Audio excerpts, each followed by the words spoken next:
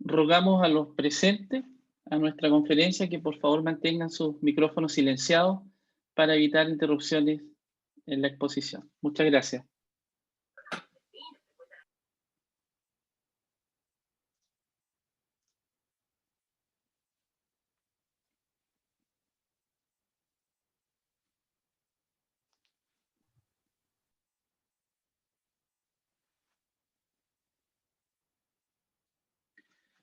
Hola, muy buenas tardes a todos y a todos. Les damos la más cordial de las bienvenidas a nuestra segunda conferencia virtual como parte de nuestro ciclo expositivo de la Universidad Bolivariana, la que se titula Ley de Cáncer, Aspectos Generales y Proyecciones.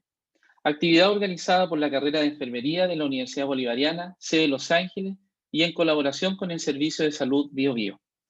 Para asegurar el adecuado desarrollo de nuestra conferencia y escuchar con atención a nuestra relatora invitada de hoy, solicitamos a las personas presentes mantener sus micrófonos silenciados y de esta forma evitar ruidos que provoquen interrupciones indeseadas. Todos y todas podrán contar con nuestro chat de Zoom, el cual se encuentra habilitado, donde pueden dejar sus comentarios y preguntas que ustedes deseen que sean respondidas. Al final de la sesión procederemos a leer algunas de esas preguntas y comentarios para dar espacio a responderlas en vivo. Como director de la Universidad Bolivariana sede de Los Ángeles, tengo el honor y el agrado de moderar y dirigir esta conferencia y quiero agradecer en forma personal a todos y todas las personas que nos acompañan vía remota y que tan amablemente nos privilegian con su participación y audiencia. La Universidad Bolivariana cuenta con más de 30 años de trayectoria en el ámbito de la educación superior de nuestro país. Ya a la fecha tenemos el orgullo de contar con más de 11.500 titulados, cuyos profesionales aportan al desarrollo y la movilidad social de nuestro país, en diferentes áreas del conocimiento, siendo uno de sus proyectos más emblemáticos la carrera de enfermería, cuyo proyecto educativo, nacido en el 2003 en la comuna de Los Ángeles, ha formado a más de 200 titulados, cuyos profesionales se destacan en los diferentes ámbitos de salud pública y privada, con un sello característico centrado en la atención humana e integral de las personas. Actualmente, la Universidad Bolivariana se encuentra desplegada en 4 sedes a nivel nacional y nuestras carreras abarcan la modalidad presencial y 100% online, generando innovaciones permanentes para asegurar la pertinencia de nuestros profesionales titulados en el mercado laboral. Para quienes deseen conocer o estén interesados en nuestros planes o programas de estudios que dictamos en nuestras diferentes sedes, los dejamos cordialmente invitados a que visiten nuestro sitio web oficial ubolivariana.cl y nuestras redes sociales para mayor información, las cuales dejaremos en nuestro chat de Zoom para que ustedes puedan ingresar a ellas. Queremos saludar a nuestras autoridades de la Universidad Bolivariana, al señor rector don Horacio Riodoni, nuestra vicerrectora académica y de asuntos estudiantiles, la señora Isabel Corbera Marcos, a nuestra directora nacional de admisión, la señora Lorena Montiel Casanueva, a nuestra directora nacional de marketing, Sandra Guerrero, a nuestra jefa de carrera de enfermería de la ciudad de Los Ángeles, la señora Liliana Ulloa Maldonado, a los directivos presentes en las diferentes sedes junto con sus correspondientes equipos de trabajo, estudiantes, titulados, docentes y público en general. Por supuesto, saludamos a nuestra relatora invitada de hoy, doña Marisol Durán Palma, enfermera universitaria y jefa de la unidad GES y programa Cáncer del Servicio de Salud BioBio, a quien agradecemos y valoramos su presencia y exposición respecto de la Ley 21.258, que crea la Ley Nacional del Cáncer, creando un Fondo Nacional del Cáncer destinado a financiar total o parcialmente programas y proyectos que se encuentran exclusivamente relacionados con la investigación, estudio, evaluación, promoción y desarrollo de iniciativas para la prevención, vigilancia y pesquisa del cáncer. Dejo a todos ustedes a nuestro rector, don Horacio Riodoni, quien entregará un mensaje de bienvenida para dar inicio a esta segunda conferencia en el marco de nuestro ciclo expositivo UB. Bien, buenas tardes a todos y a todas. Bienvenido a nuestra segunda charla de nuestro ciclo de expositivo Universidad Bolivariana. Y a la señora vicerrectora de...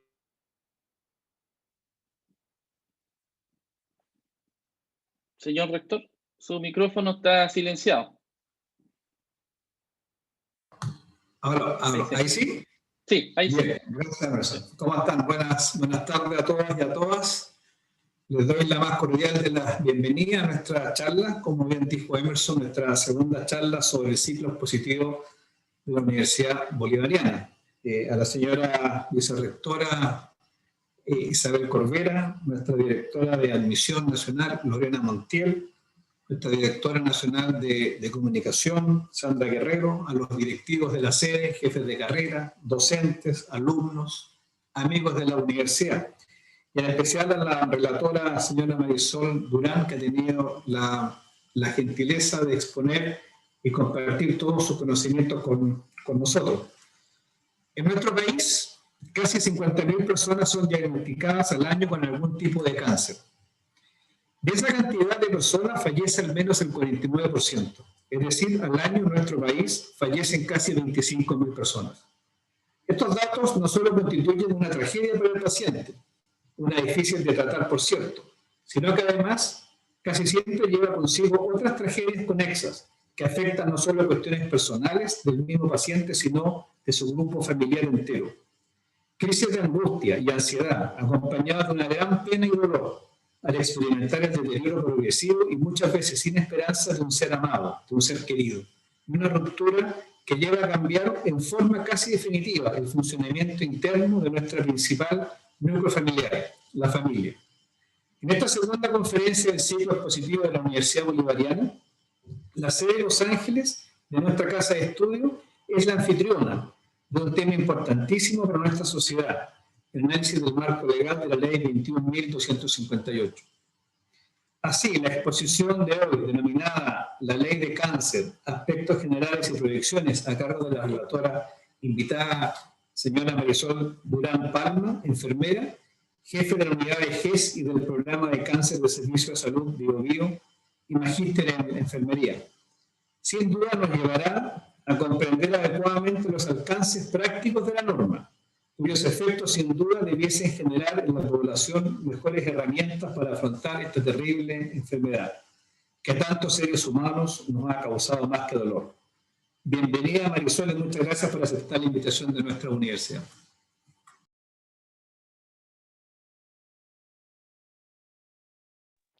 Muchas gracias. Les saludo a todos y nuevamente agradezco la invitación. Yo gustosa de poder compartir con ustedes un tema que es tan atingente, que es tan importante y que realmente la gente está ávida de querer conocer un poco más de qué se trata. Se escucha bien, ¿cierto? No sé cómo si puedo verlo. Perfecto.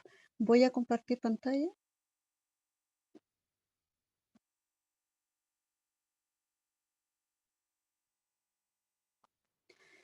Ya.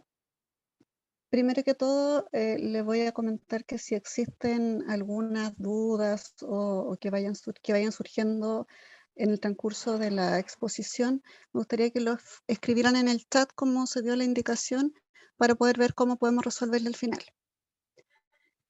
Bueno, tal como decía el título, ¿cierto?, de la exposición, es hablar de la ley de cáncer.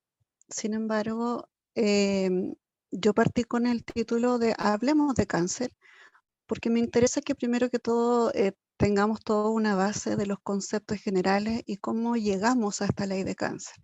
Entonces, por eso básicamente le puse Hablemos de cáncer, para que específicamente podamos después tener algún espacio de que podamos responder preguntas y se forme un diálogo. Entonces, quiero partir. Yo sé que no está la instancia para que podamos conversarlo ahora, a que me puedan contestar.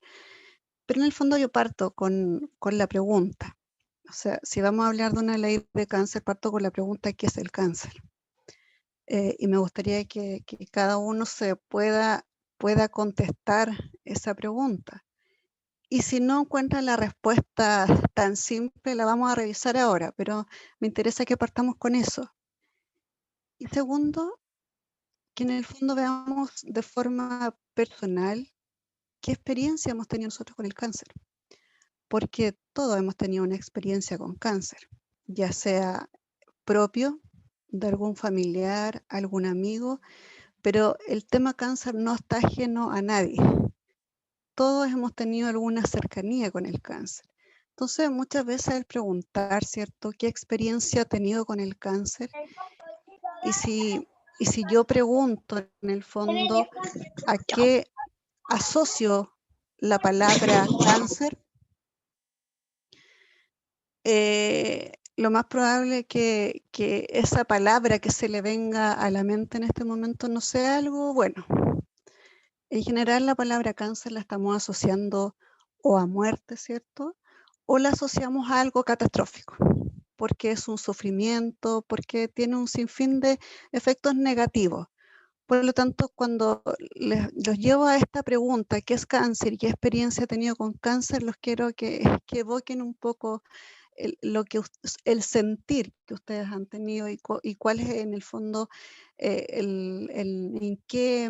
en qué posición estoy yo con el tema cáncer. Por lo tanto, quiero que vayamos en este temario para poder guiarlo en la presentación con algunas definiciones claves, con la epidemiología muy somera del cáncer. De hecho, el rector ya dio algunos datos y yo los voy a volver a recalcar. Antecedentes que dan lugar a la ley de cáncer, porque esto no es una ley que apareció ahora, de un día para otro, tiene una trayectoria. Y lo que es la ley de cáncer. Y dentro del temario le puse a propósito esta foto de unas trenzas, porque en el fondo tiene que ver con eso.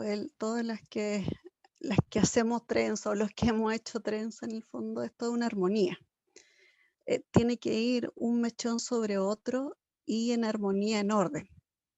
Entonces, por eso a propósito puse eso, porque la ley de cáncer no nace de un día para otro y tiene una metodología y sucesos que han ido pasando, ¿cierto?, que dan lugar a esta ley de cáncer. Entonces, viendo qué es la ley de cáncer, tengo una definición acá que dice que la OMS dice que el cáncer es un proceso de crecimiento y diseminación incontrolado de células que puede aparecer prácticamente en cualquier lugar del cuerpo y el tumor suele invadir el tejido circundante y puede provocar metástasis en los puntos distantes del organismo. Básicamente el cáncer es una célula que empieza a crecer, ¿cierto? Y empieza a invadir otros tejidos y empieza a crecer con otra información. Por lo tanto, empieza a cambiar, ¿cierto? Toda su estructura, tanto genética, etc.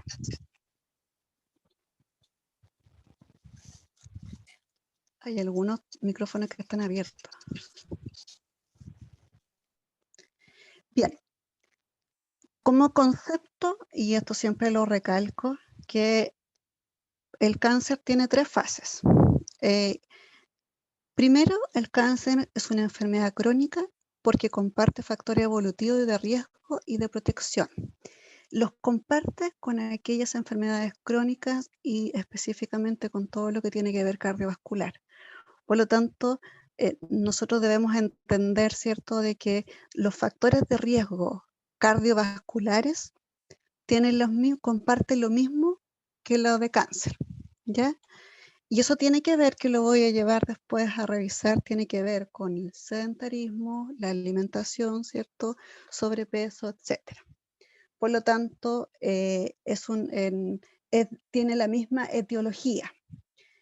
Sin embargo, luego cáncer se vuelve una enfermedad aguda cuando hay una sospecha de cáncer, porque su confirmación diagnóstica hace que se la transforma en una enfermedad aguda porque requiere acciones terapéuticas que son inmediatas y urgentes, porque esto depende de su pronóstico.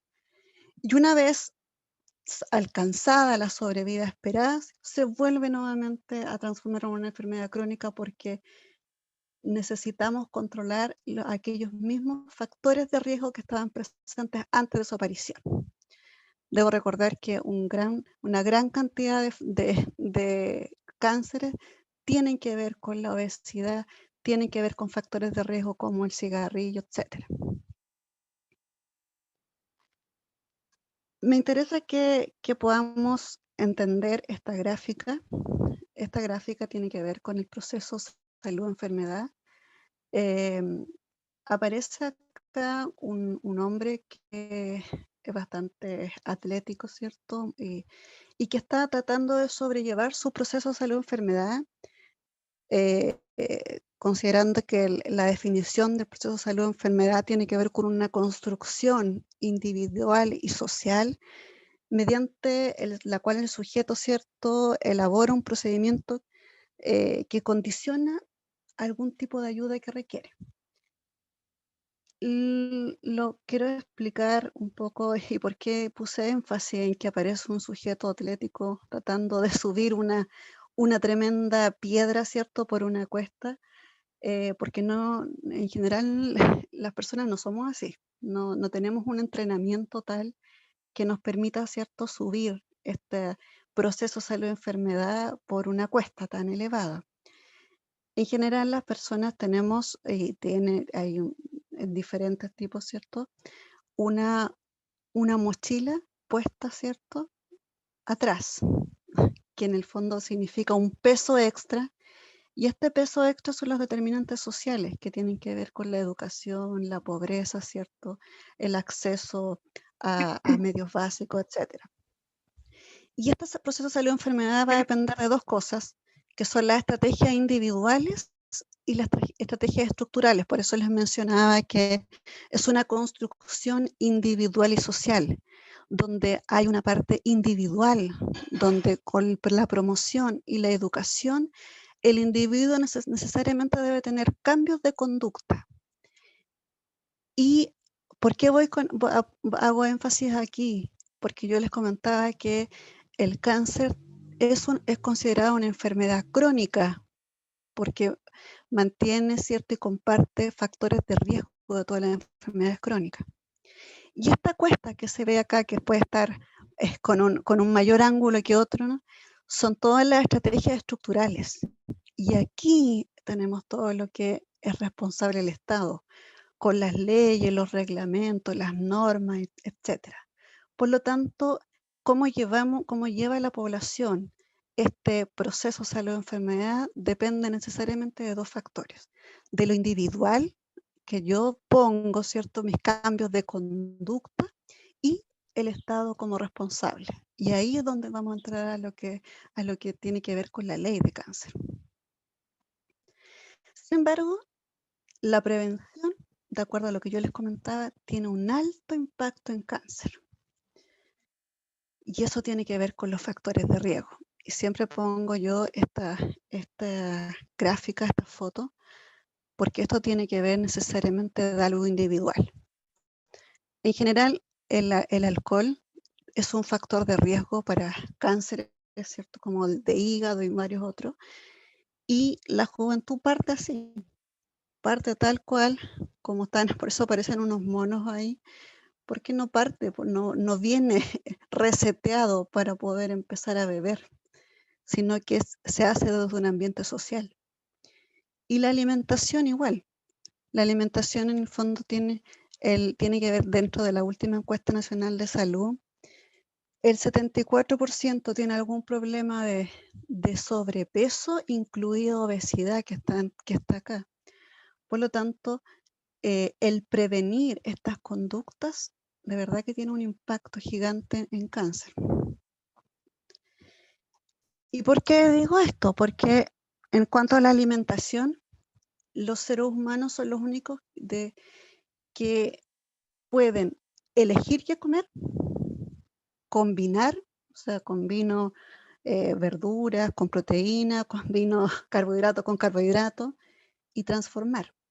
Lo frío el alimento, lo salteo, etc. El resto de los animales no pueden hacer eso, el resto de los seres que conviven, ¿cierto? No pueden hacer eso. Nosotros somos los únicos que podemos hacer eso. Por lo tanto, aquí hay una foto de un niño, ¿cierto? Que está en...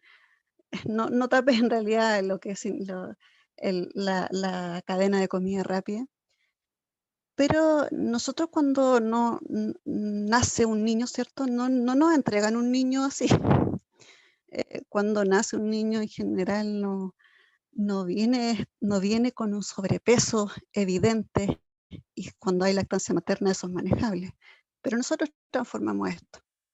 Nosotros transformamos a los niños en niños que son obesos y que rápidamente comienzan con factores de riesgo que van a tener un alto impacto, porque vamos a tener ni siquiera adultos, adolescentes que tienen problemas de tanto de presión arterial, de resistencia a la glucosa, etc.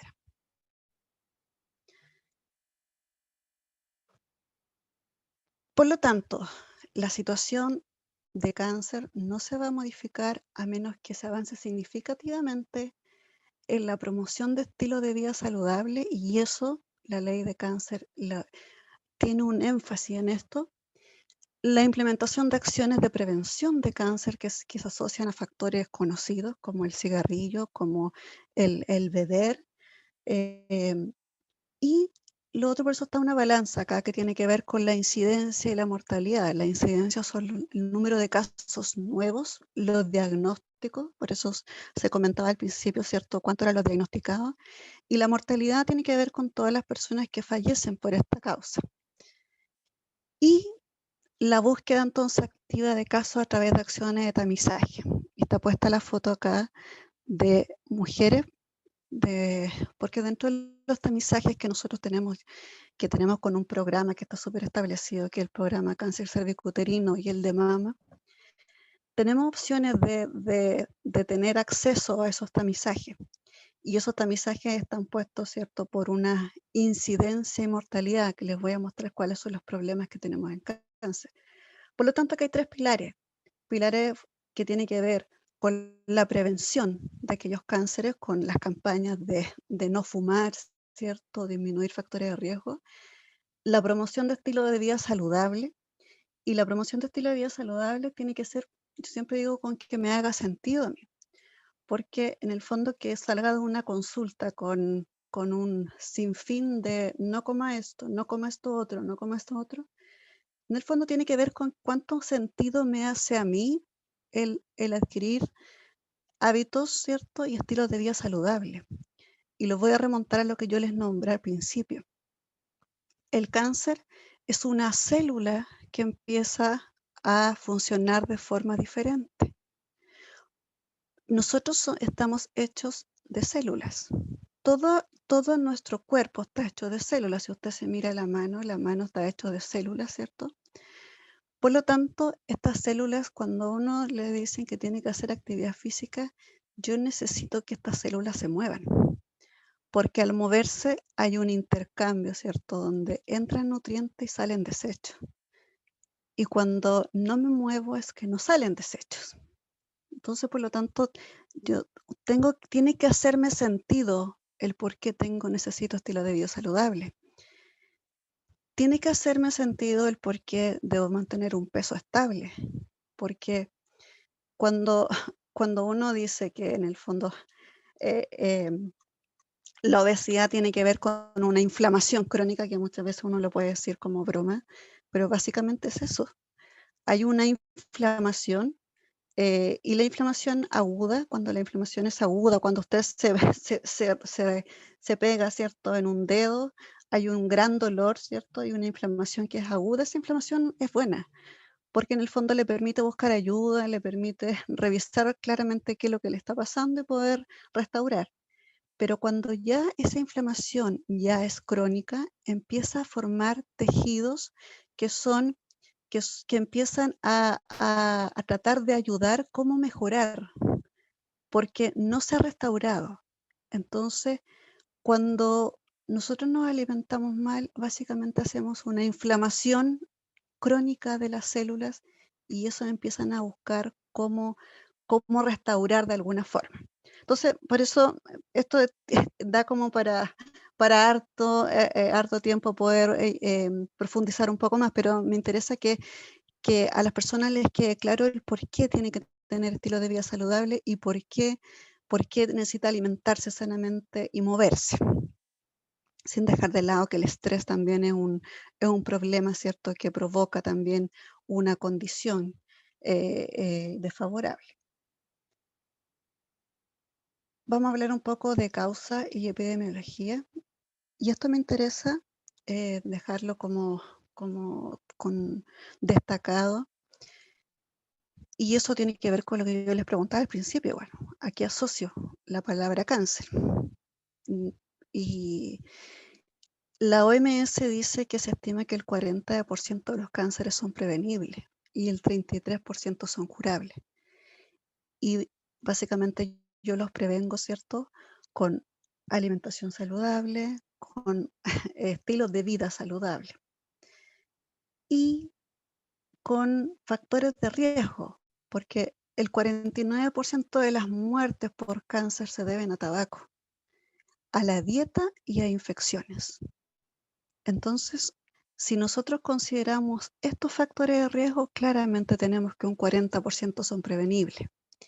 Y cuando se habla que un 33% son curables, quiere decir cuando llegamos a tiempo, porque están puestos los tamizajes como el PAP, la mamografía, el antígeno prostático en los hombres, el test de sangre oculta para cáncer de colon. Y eso tiene que ver porque queremos llegar antes, queremos llegar con un diagnóstico temprano para poder hacer un tratamiento que sea eficiente. Esta gráfica muestra cuántos son el número de cáncer en el mundo. Anualmente hay más de 17 millones de personas que se diagnostican por cáncer en el mundo. Esta es una cifra exorbitante. 17 millones de personas que se diagnostican por cáncer. Lo voy a llevar acá. Donde no hay mucha diferencia entre hombre y mujer y hay 9 millones de personas, 9.400.000 de personas que fallecen por cáncer. Hay una diferencia entre los países desarrollados y los países en desarrollo. Y eso tiene que ver con algunos determinantes sociales que existen. 17 millones de personas que se diagnostican por cáncer, eso quiere decir que diariamente en el mundo hay 46.000 personas que se diagnostican por cáncer. Y 9 millones de personas que fallecen por cáncer en el mundo se traduce en que 26.000 personas al día fallecen por cáncer. 1.083 personas fallecen por hora. Por lo tanto, en esta hora que vamos a estar acá, en el mundo van a fallecer más de 1.000 personas por cáncer. Entonces, realmente es un problema. Es un problema lo que estamos conversando.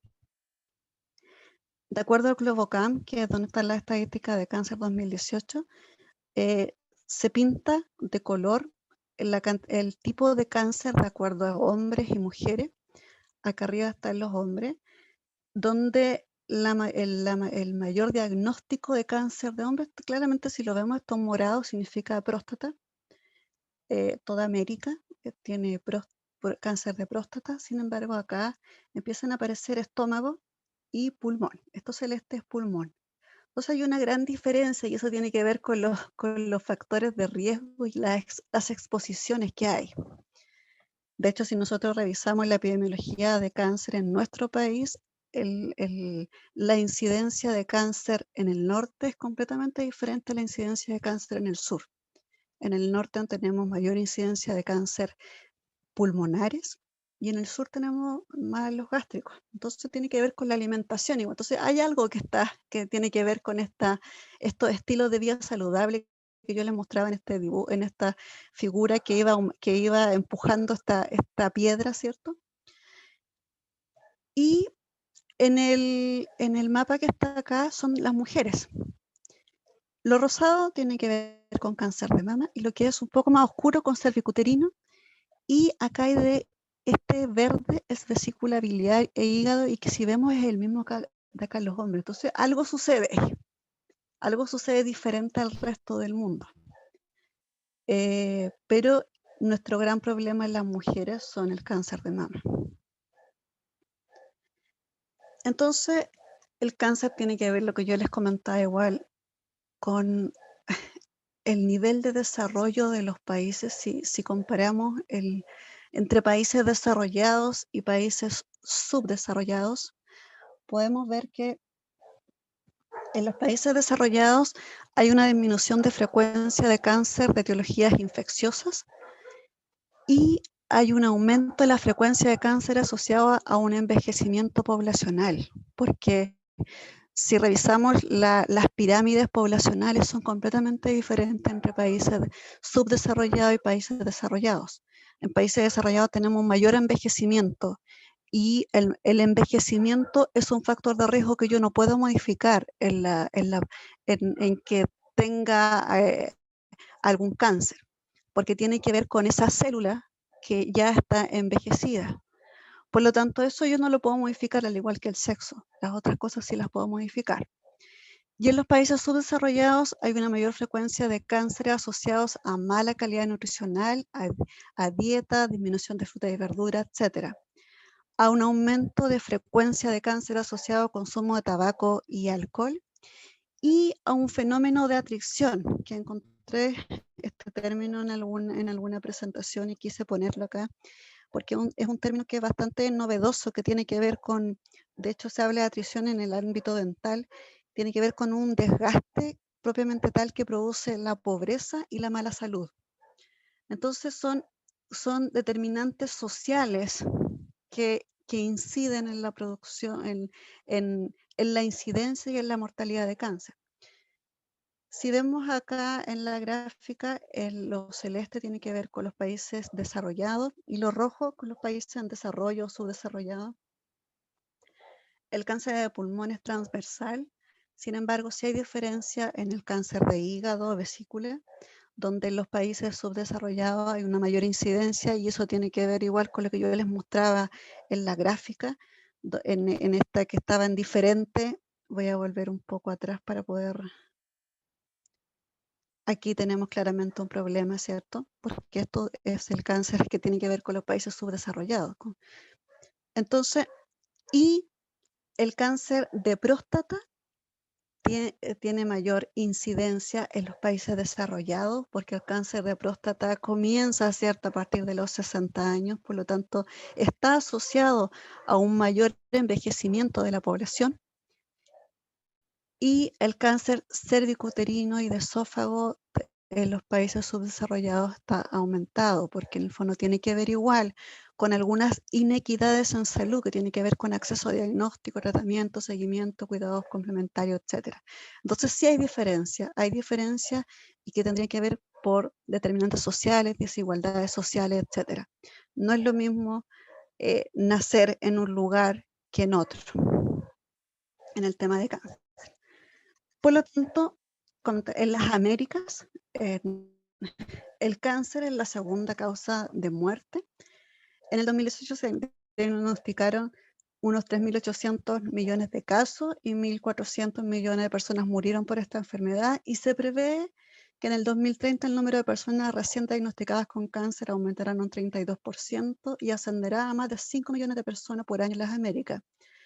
Y esto debido a que la población está envejeciendo, los estilos de vida están cambiando y además estamos teniendo mayor exposición a factores de riesgo.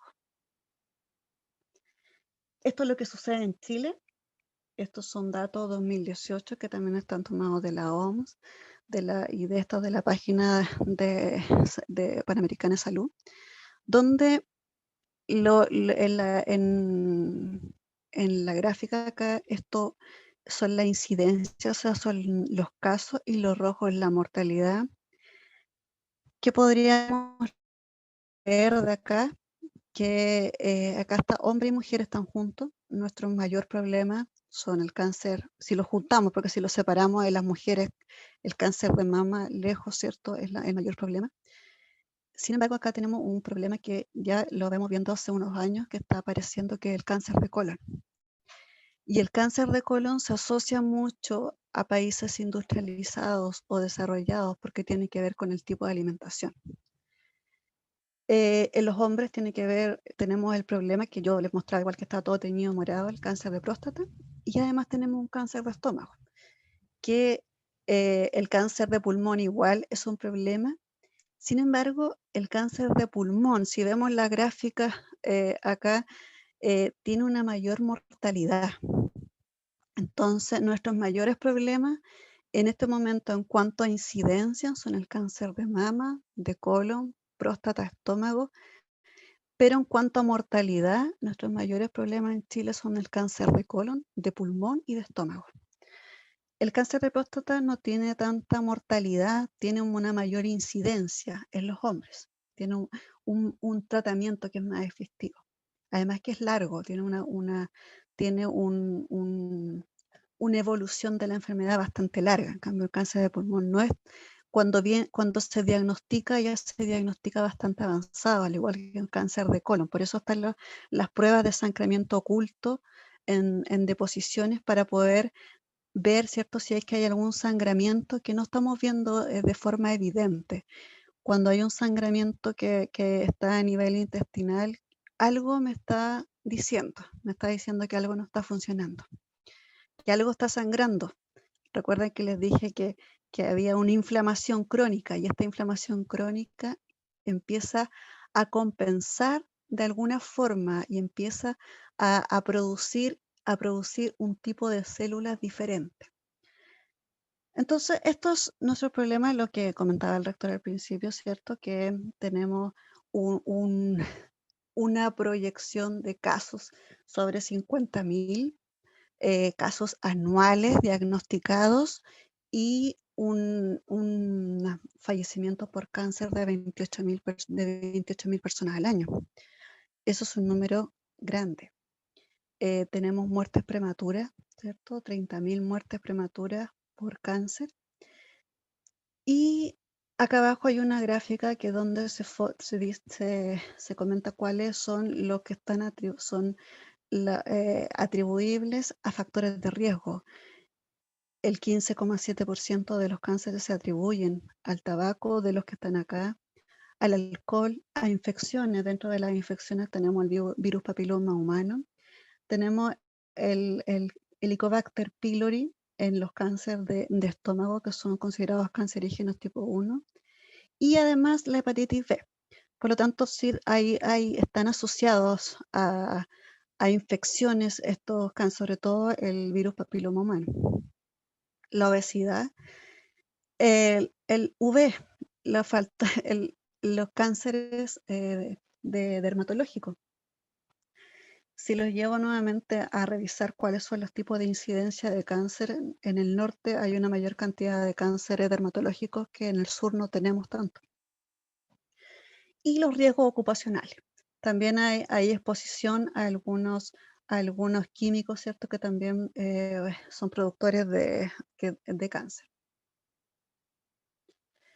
La tasa de mortalidad en cáncer ha tenido un aumento, ya les comenté esto, de próstata, pulmón, colon y mama, que ha ido aumentando, y esto es lo que en el fondo da origen a poder empezar a revisar un tema de la ley de cáncer. Resumiendo entonces, la carga de cáncer en Chile actualmente es la segunda causa de muerte, pero en muchas regiones es la primera causa de muerte. Se dice que el 2022 va a ser la primera causa de muerte en Chile. Por lo tanto, es un problema realmente que hay que considerar ahora ya. Actualmente cada día mueren 77 chilenos por cáncer, cada hora mueren 3 chilenos por cáncer. Yo les había comentado que en el mundo se mueren cada hora más de 1.000 personas, 1.083 personas.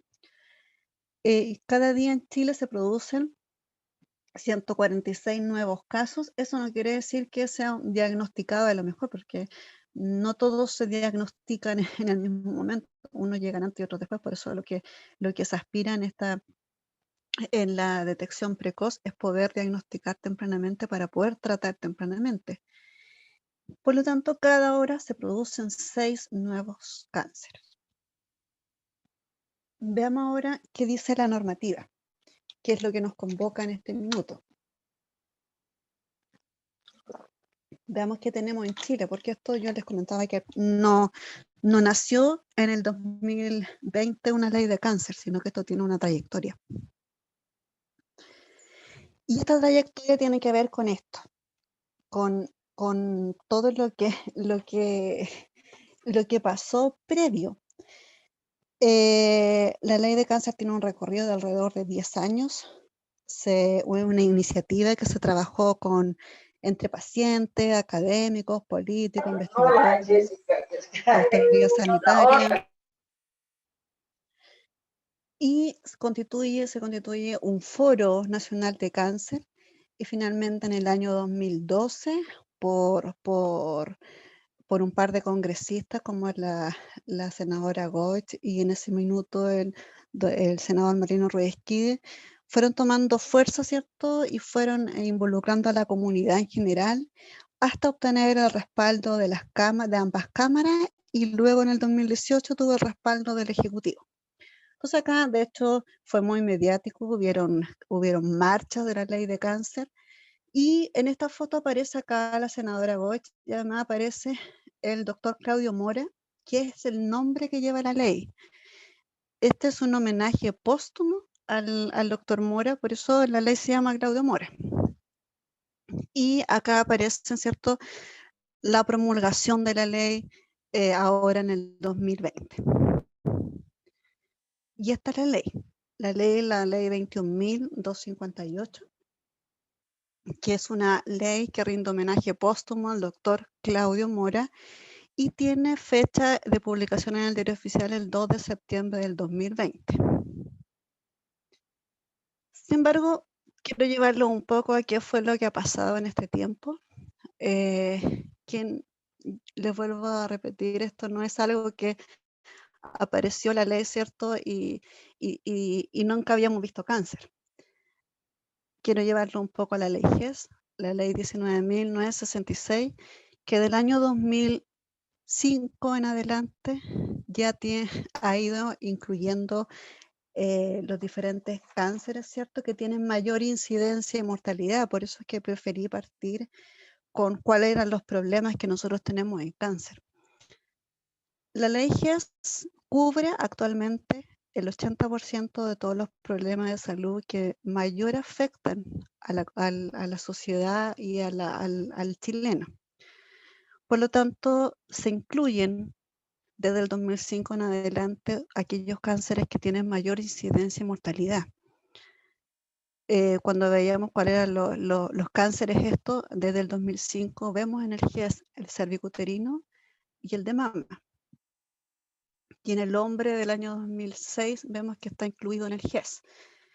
Por lo tanto, y además vemos la colecistectomía preventiva, que tiene que ver con los cánceres de vesícula también desde el año 2006.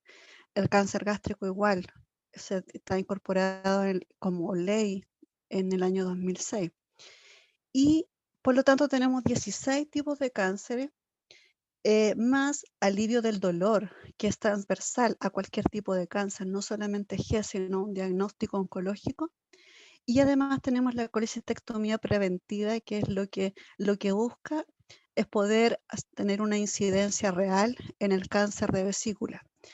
Estos datos en el fondo el cáncer de vesícula es muy lento, tiene una trayectoria de a lo menos 15 años, 10, 15 años, por lo tanto el impacto no se tiene inmediatamente desde que partió. Recién podríamos empezar a tener algún impacto. Y recientemente, en el año 2019, se incorpora el cáncer de pulmón, que era uno de los problemas que teníamos, ¿cierto?, de lo que yo les mostraba de la epidemiología. Por lo tanto, si logramos ver acá en este listado de cánceres que incorpora el GES, están todos los que nos provocan problemas, están acá. Por otro lado, tenemos la ley 20.850, que es la ley Ricardo Soto, que también es un homenaje póstumo a Ricardo Soto, que tiene que ver con los medicamentos de alto costo.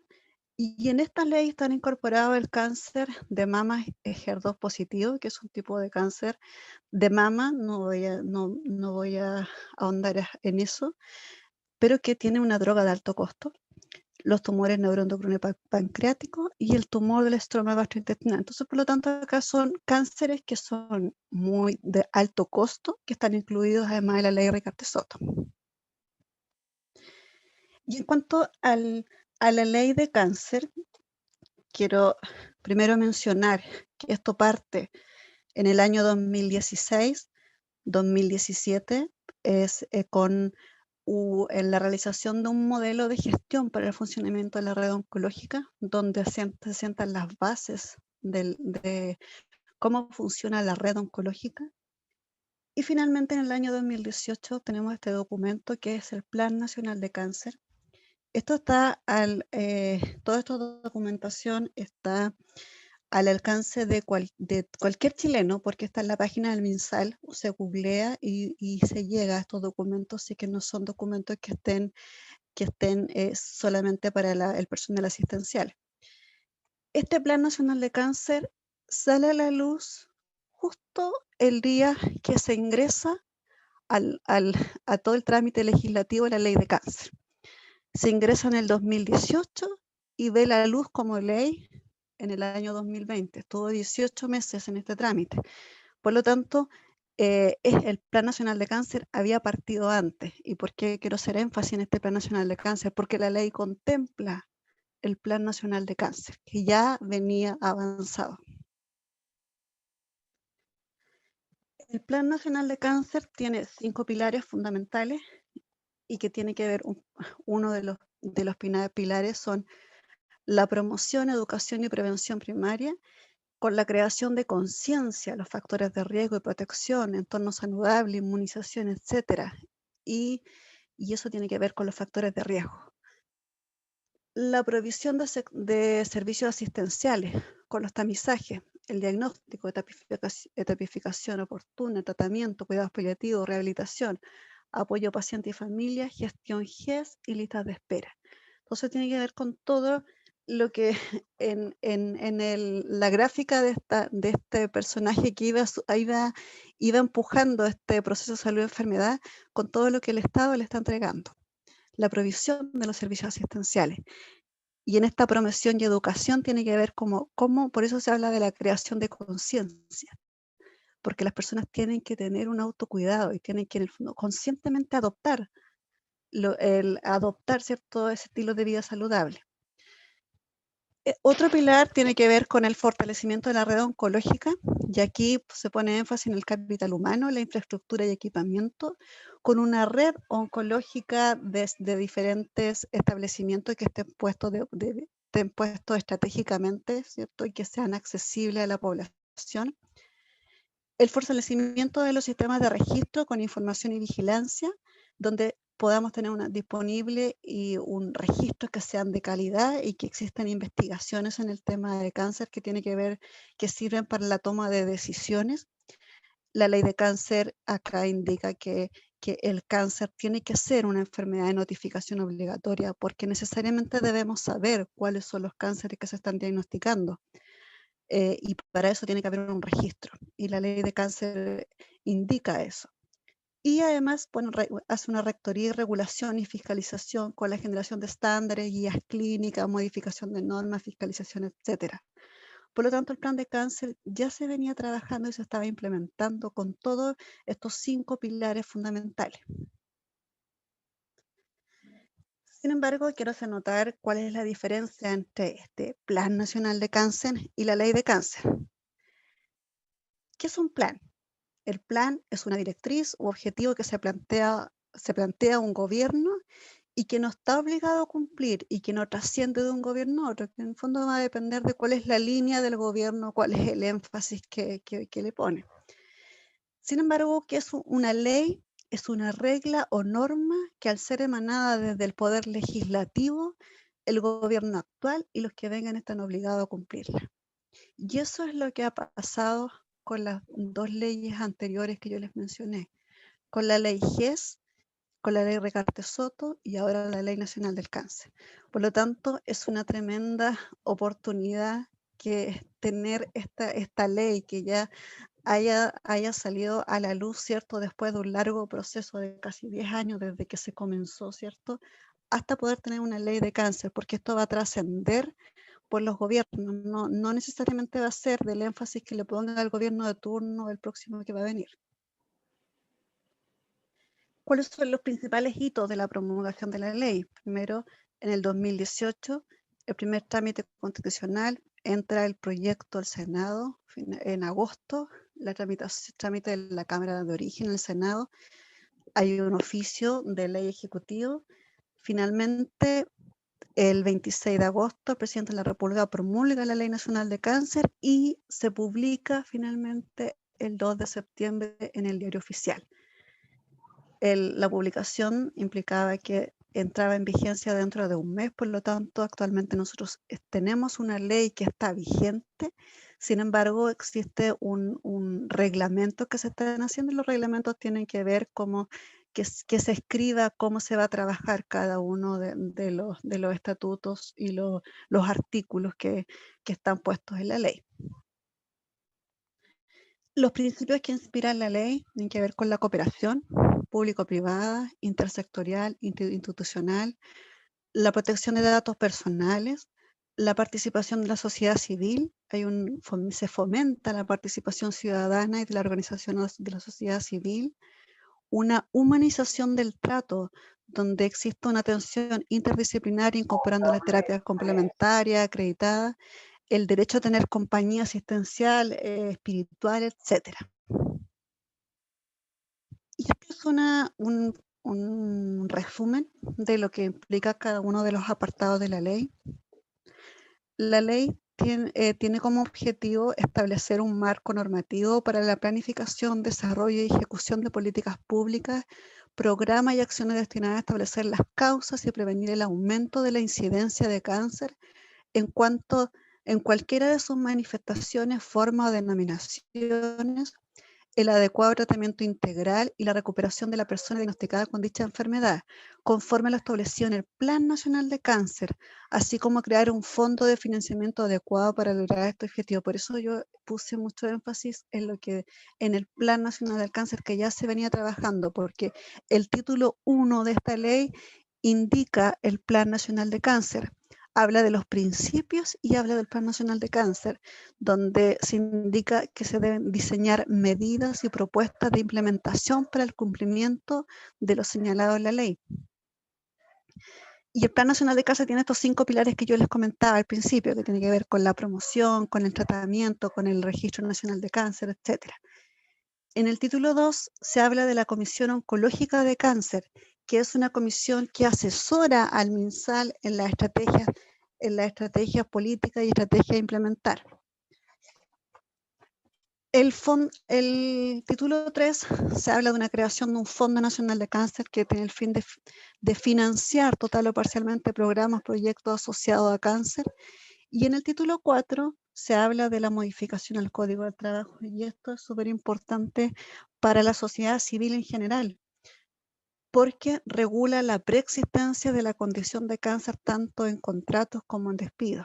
No se puede despedir a una persona por tener el diagnóstico de cáncer y tampoco se puede solicitar como preexistencia, no solicitar, perdón, no se puede condicionar un contrato por tener la preexistencia o el antecedente de haber tenido cáncer. Y eso está sancionado por ley a los empleadores. Después hay unos artículos transitorios que hablan de cuando entra en vigencia la ley, que ya se los comenté, que entra en vigencia en un plazo de un mes desde la publicación. Y además se habla de los reglamentos que deben estar listos en 3 meses, por lo tanto en diciembre ya debiéramos tener reglamentos para esta ley. Además habla de artículos transitorios como el gasto, de dónde sale el gasto, ¿cierto? y habla de la inversión sectorial, ¿cierto?, que se está haciendo en el tema de la red de cáncer. ¿Cuáles son los principales lineamientos de la ley? Nuevamente les recalco el tema del Plan Nacional del Cáncer, el Fondo Nacional del Cáncer, que tiene que ver con cuál es el financiamiento, que tiene que ver con alianzas que son público-privadas. La Red Oncológica Nacional, que habla de establecimientos, ¿cierto?, integrados con centros especializados, ¿cierto?, el Registro Nacional de Pacientes con Cáncer con una notificación obligatoria de los diagnósticos con cáncer, la Comisión Nacional de Cáncer, que es la encargada de asesorar al Ministerio de Salud en la formulación de políticas desde la investigación científica, la rehabilitación, cuidados paliativos. Está integrada por 9 miembros y que son los que asesoran básicamente al Poder Ejecutivo.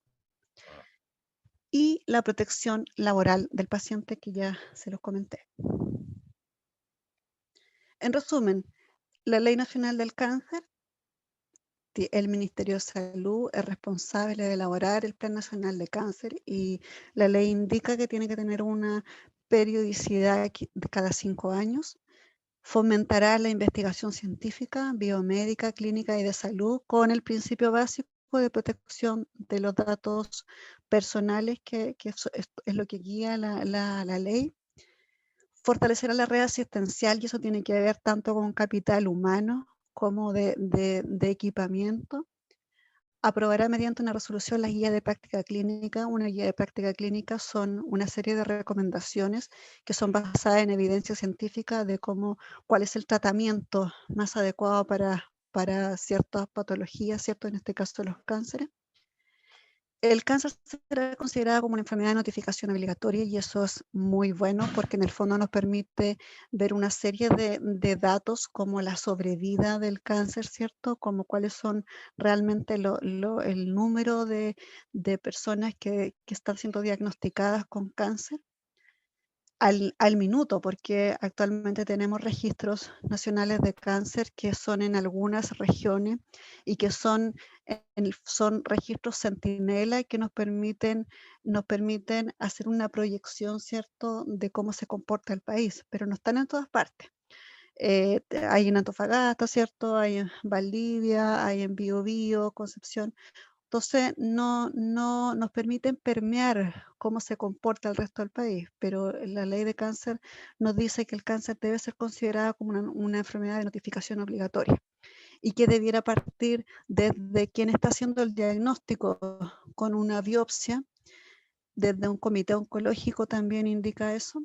Entonces, por lo tanto, es una oportunidad muy buena de tener un registro adecuado que nos permita ver efectivamente cuánto es la sobrevida del cáncer. Actualmente nosotros tenemos una sobrevida de cáncer que es un 40% a los 5 años. Eso quiere decir que a los 5 años el 40% de las personas diagnosticadas con cáncer aún tienen una sobrevida. Los países de la OCDE, que son los que nosotros nos medimos, tienen una sobrevida de un 60% y más. Nosotros con esta ley de cáncer se espera que, por eso tiene una periodicidad, el plan de cáncer tiene 10 años de 2018 a 2028, a lo que se aspira es que nosotros aumentemos a tener una sobrevida de un 60%. Y eso tiene que ver con mucho esfuerzo, con llegar temprano, primeramente, con tener tratamientos que sean eficientes, que sean efectivos. De hecho, la ley de cáncer implica que está explícito en la ley que tiene que tener prestaciones que sean eficientes, eficaces, seguras y coherentes. O sea, que existe una relación lógica entre cada una de las prestaciones. O sea, lo que nos dice la ley para poder llegar a mejorar los indicadores de sobrevida es utilizar de mejor forma, ¿cierto?, los recursos para obtener los mejores resultados, ¿cierto? Entonces, esto es súper bueno, es muy bueno lo de la notificación obligatoria, nos permite tener bases de cómo avanzar, números. Otro punto que dice que la Subsecretaría de Redes Asistenciales desarrollará un registro nacional de cáncer, que ya lo comenté, y la ley crea un Fondo Nacional de Cáncer destinado a financiar total o parcialmente programas y proyectos que se encuentran exclusivamente relacionados con la investigación, estudio, evaluación, promoción, desarrollo de iniciativas para la prevención, vigilancia, pesquisa de cáncer, etc. Y por último, este es como el banner que tiene la población. La ley de cáncer establece la creación de una red oncológica nacional. Esto no quiere decir que parte de cero, en el fondo esto se potencia lo que existe y se empiezan a revisar dónde se requieren otras prestaciones. Una Comisión Nacional de Cáncer que asesora al Ejecutivo con el tema de cáncer. Un Fondo Nacional de Cáncer con un presupuesto que está asignado por Hacienda y además una cooperación público-privada, un Registro Nacional de Cáncer. ¿Y cuáles son los beneficios? Son apoyo directo a paciente, cuidador y familia, protección laboral del paciente, la formación de especialistas, médicos y no médicos, y un apoyo financiero a tratamiento. Y cuando hablo de apoyo financiero a tratamientos, no mencioné un apoyo, un comité de drogas de alto costo que existe, donde los pacientes oncológicos tienen acceso a ser presentados por su equipo clínico a este comité de drogas de alto costo, y se financian algunas drogas, ¿cierto?, que son beneficiosas y que tienen un alto costo, y que la verdad las cosas que son incansables para cada uno de nosotros. Así que es bastante bueno el tema. Claramente no soluciona todos los problemas, pero sí avanzamos mucho ya el tener una ley de cáncer, el tener algo que trascienda en el tiempo y que no tenga que ver con el gobierno de turno, sino que tenga que ver con el sentar bases y que una ley ya mandate, en el fondo, los derechos de las personas con cáncer. Entonces, es un tema que, la verdad, las cosas que tiene mucho cómo profundizar. Yo quise hacer una pincelada con el tema de cáncer y poder llevarlo un poco a cómo se gestó esto y el porqué de muchas de las cosas que están puestas en la ley. Así es que eso, no sé si existen dentro del chat algunas preguntas, algo que haya que profundizar, pero traté de ser lo más conciso con la temática tanto de cáncer como de la ley de cáncer. Muchas gracias. Muchas gracias, Marisol, por tu excelente exposición. Obviamente un tema de tremenda relevancia, en realidad. Estamos muy concentrados en un año de pandemia, por supuesto, concentrados en temas COVID, pero sabemos que estos temas son permanentes y muy importantes de reconsiderarlos, que son parte de nuestro quehacer diario, digamos, en el ámbito de la salud.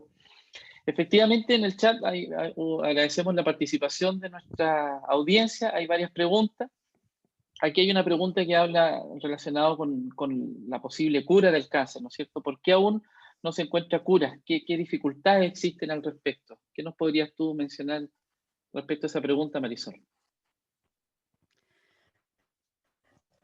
Lo que pasa es que el cáncer está considerado una enfermedad crónica que tiene que ver insisto nuevamente, con células que empiezan a funcionar de forma diferente.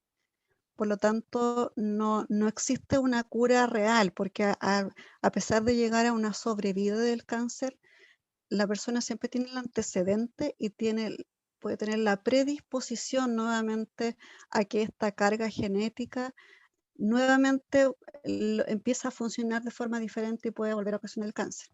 Por lo tanto, tal cual como la hipertensión, la diabetes, ¿cierto?, la obesidad, está en el mismo grupo. Son enfermedades que son crónicas. Entonces, aunque yo tengo una sobrevida de cáncer, no puedo dejar de lado de que el antecedente está. Por lo tanto, la predisposición existe. Y los quiero llevar un poco a lo que Angelina Lee, que ella se hizo una extirpación de la mama porque tenía un gen que en el fondo siempre iba a tener esa predisposición. A lo mejor nunca iba a desarrollar el cáncer de mama, pero la predisposición iba a estar. Entonces, es por eso más que nada. Perfecto. Muchas gracias, Marisol. Hay otra pregunta. ¿Cómo cree que afectó la pandemia y el encierro en el diagnóstico temprano de la enfermedad? El cáncer va a ser nuestra segunda pandemia después.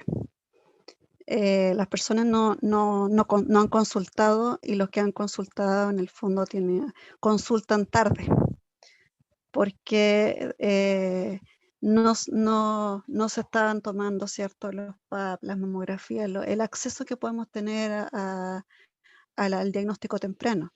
Y si vamos por el otro lado, a los estilos de vida saludables, el encierro tampoco fue muy beneficioso en eso. Entonces, sí, se espera de que esto aumente. De hecho, investigaciones dicen que la mortalidad va a aumentar a lo menos en un 30% más después, porque va a empezar a llegar todas las personas que estuvieron encerradas todo este tiempo y que no consultaron. Ok, gracias, Marisol. ¿Ya? ¿Por qué, en su opinión, las organizaciones mundiales no presionan con mayor fuerza a los estados y sus leyes, cuando ya se sabe que la alimentación y el nivel de químicos y sedentarismo es causa base y nos esforzamos más en la prevención que en el tratamiento? ¿Cómo influyen, ¿no es cierto?, los farmacéuticos en este tema? O sea, como dos preguntas en una. Es un tema complejo porque aquí hay intereses económicos mundiales igual, que es difícil en el fondo. Hay intereses económicos, de lo que yo les comentaba al principio, este niño que aparecía con una cadena que estaba alimentándose, se veía que era McDonald's. Entonces son poderes económicos igual acá. Perfecto. Hay otra pregunta. ¿La condición genética incide en la aparición del cáncer? Entiendo que ya algo respondiste. No sé si podría Sí, pero aclarar algo sí, más. me gustaría en el fondo graficar un poco esto. Ya. Hay una predisposición, pero no necesariamente es con letra de fuego que sí voy a tener cáncer. ¿A qué lo quiero llevar esto? Yo siempre doy un ejemplo en esto. Yo tengo afuera de mi casa una calle. Pasan muchos vehículos. Está esa calle peligrosa. Si yo salgo, esa calle no la voy a poder eliminar de ahí, porque está ahí. Si yo salgo afuera y cruzo sin mirar a ningún lado, lo más probable es que me van a atropellar, tengo mayor riesgo. Pero si yo salgo y miro a ambos lados y cruzo con cuidado, minimizo el riesgo. Sin embargo, la predisposición y la calle que está ahí yo no la eliminé. Entonces, puedo tener la predisposición genética a tener diabetes, a tener hipertensión, a tener alguna condición que sea genética de cáncer o algún antecedente de cáncer. Tengo mayor predisposición, pero no significa que yo lo vaya a desarrollar. Existen factores que yo puedo poner en positivo, por decirlo. Y eso tiene que ver con los estilos de vida saludable y con acciones que yo tome. Ok, gracias. Sin duda ahí el tema factor de la prevención es tremendamente importante. Acá hay otro comentario a modo de pregunta igual. Si un paciente tiene antecedentes de cáncer en su familia, ¿por qué no se realiza un tipo de seguimiento a modo de prevenir a través del hospital o consultorio donde se trata? Ya, porque es lo mismo que les comentaba. En el fondo existe una predisposición. Hay cánceres que pueden ser familiares, ¿cierto? Pero hay una predisposición. Entonces, hay consejerías genéticas, pero no son tan masivas. En el fondo, son prestaciones que son caras igual. Entonces, en el fondo, se estudia muy bien a quién entregárselas cuando hay mayor riesgo. Ok, Pero gracias, sí, Marisol. claramente, si yo tengo el antecedente de que tengo familiares cercanos, ¿cierto?, con cáncer de mama, con cáncer de colon, ¿cierto?, cáncer de estómago, yo sí debiera preocuparme y consultar. Correcto. Otra pregunta que nos dejaron acá en el chat. ¿Por qué hay cánceres que no tienen marcador tumoral como para darle seguimiento preventivo?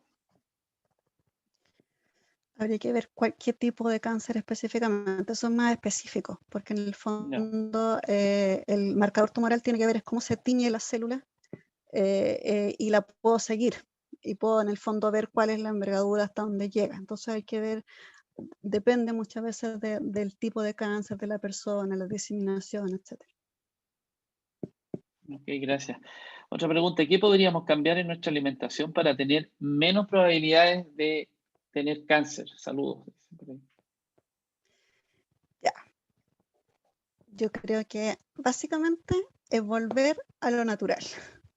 O sea, pues uno dice, ¿por qué antes nuestras abuelitas se enfermaban menos? Y comían, pero porque no habían estas cosas envasadas.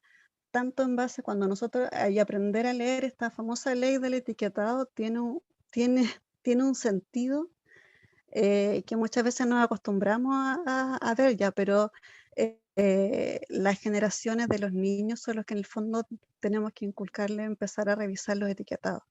Si revisamos un etiquetado, eh, veamos que lo que tiene, hay unas letras negras, que esas letras negras en el fondo algo nos están diciendo. Hay muchos colorantes. El pan envasado tiene un montón de ingredientes que no es lo mismo que la harina, el agua, la levadura y la materia grasa. Entonces, básicamente es eso, es volver a lo natural. Es más costoso a lo mejor en cuanto a tiempo, pero en el fondo es volver a eso, es volver al agua y no a la bebida.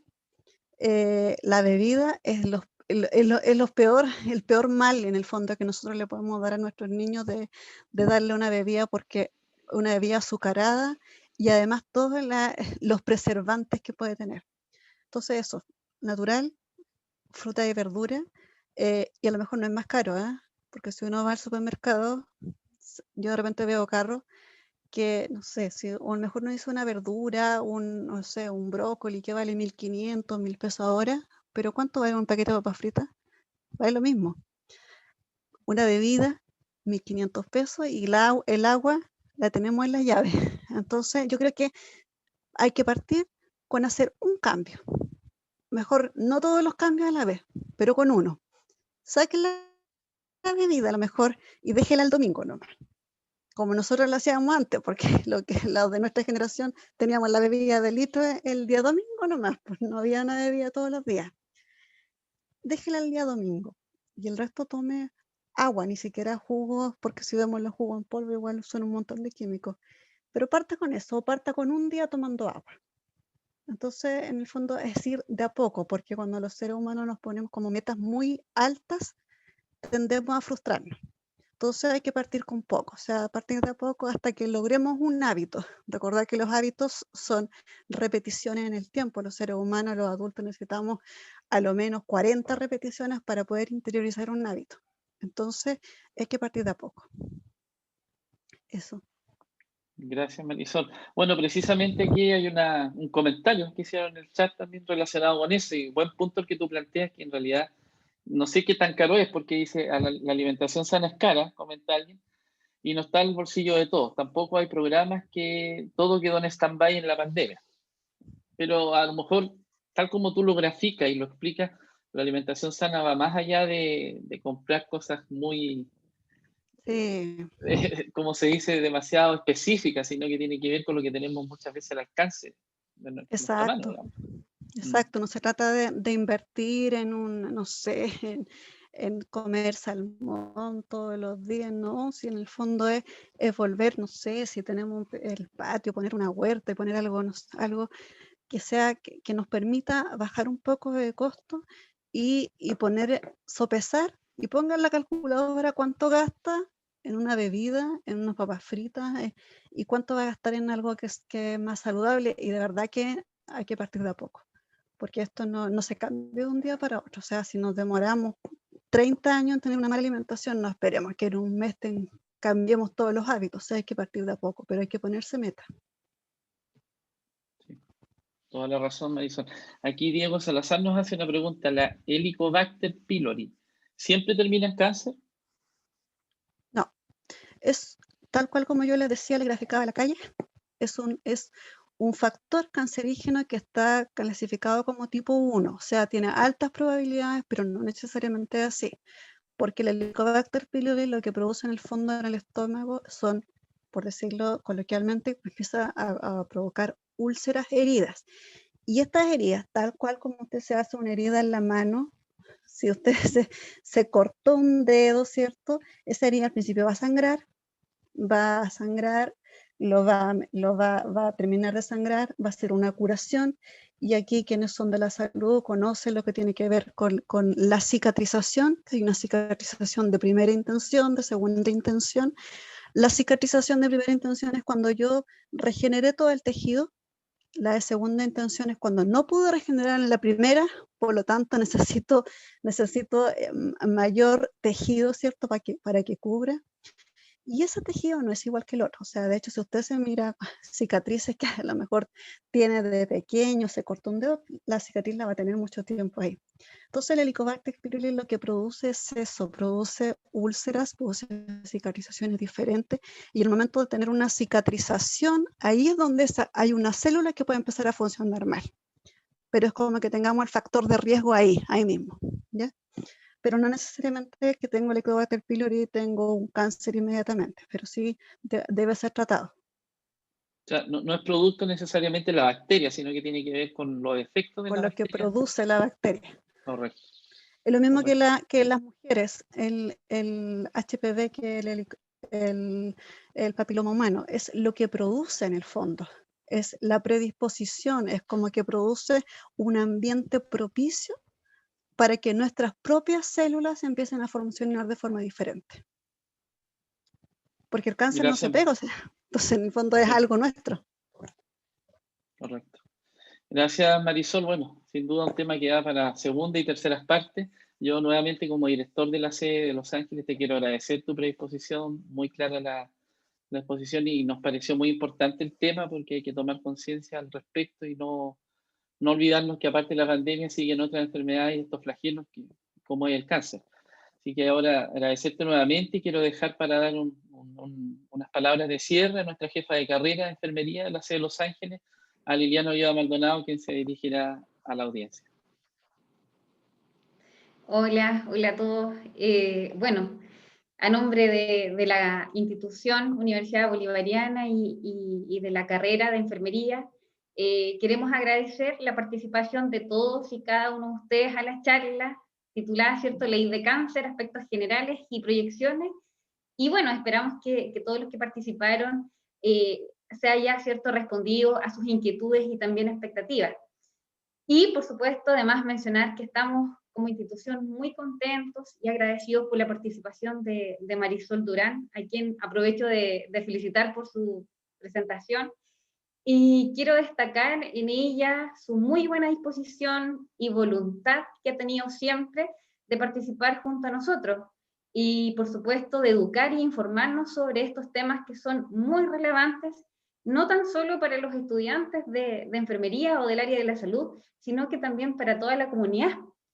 En ese sentido, recalcar nuestros agradecimientos. Nosotros como carrera de enfermería, como institución, hemos estado trabajando en conjunto con la Mesa de Cáncer, donde Marisol Durán lidera también esa mesa durante varios años, y siempre hemos notado de parte de ellos, ¿cierto?, la preocupación por estos temas, ¿cierto?, que tienen que ver con la promoción, con la prevención del cáncer, y hoy en día informándonos, ¿cierto?, sobre este tema relevante, nuevo, ya que esta ley se promulgó hace bastante poquito tiempo, ahora el 3 de octubre recién, ¿cierto?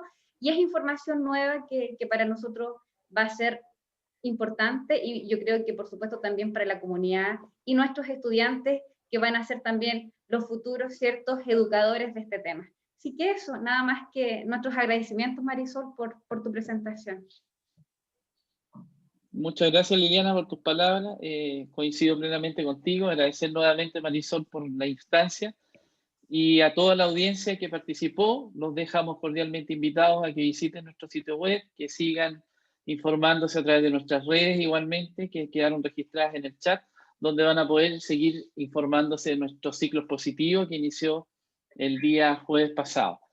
Además, les cuento que Marisol accedió también muy amablemente a entregarnos la presentación, por lo tanto, a quienes se inscribieron, les vamos a hacer llegar un correo personalizado con la presentación para que tengan mayor información y estemos siempre atentos a este importante tema que nos compete a todos.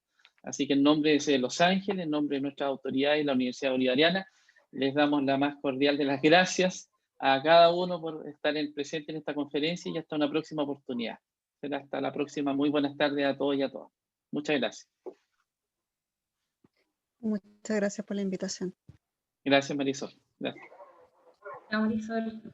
Chao, Gracias a todo el público por sus comentarios también dejados en el chat y las felicitaciones que han dejado. Chao, gracias. Chao, chao, que estén muy bien. Muchas gracias por participar. Chao, Andrés. Muchas gracias. Chao, muchas gracias por la invitación, es muy interesante el tema. Chao, chao, chao, gracias a ustedes. Chao, gracias.